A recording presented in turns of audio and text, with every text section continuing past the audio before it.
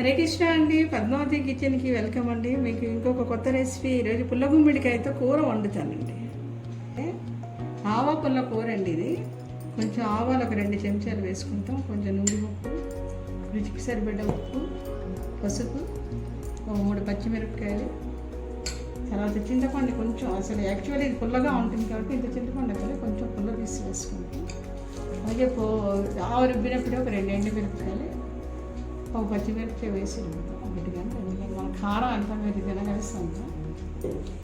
అలాగే కొంచెం ఇంగువ పోపులో వేసేటప్పుడు కొంచెం మినపప్పు, ఆవాలు పోపు వేసుకుంటాం.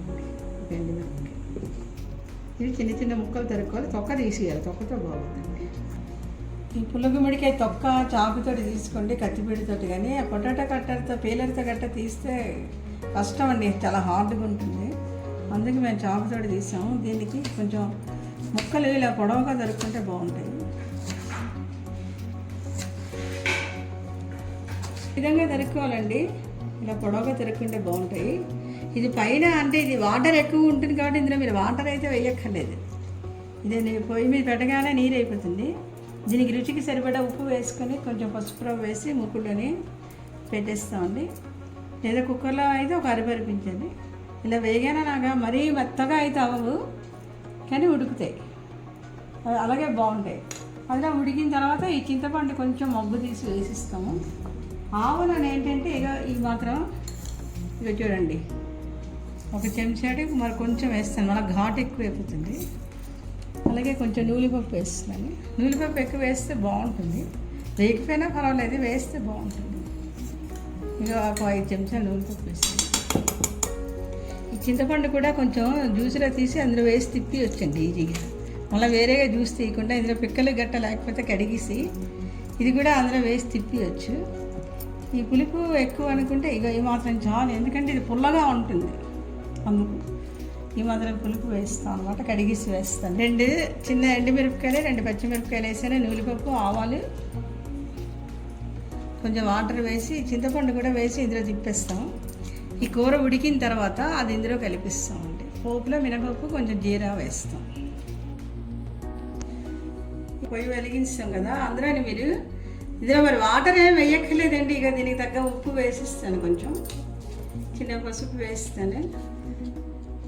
ఒక 5 నిమిషాల్లో ఉడికిపోతుందండి. ఇది మూత పెట్టేసుకుంటాం. దీనికి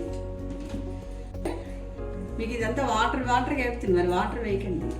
ఇందులో పోపులో నెగటండి 2 చెంచాలు ఆయిల్ వేసాను, కొంచెం మినపప్పు, జీరా, ఒక 2 ఎండుమిరపకాయలు పోపు వేసానండి.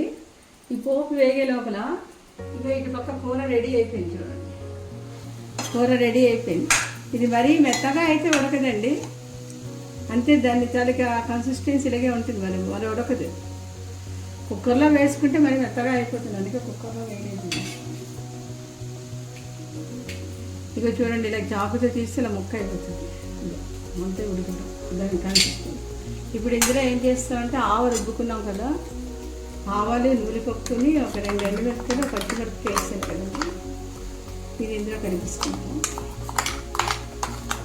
ఆవాలు అదే మిక్సీ తిప్పింది కలిపిస్తానండి.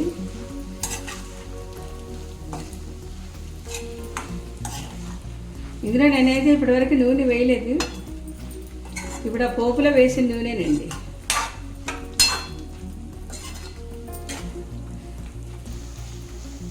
ఇంకోటండి పోపు వేసి ఒక 2 చెంచాల నూనె వేసాను, పెద్ద చెంచాతోటి, అంతే.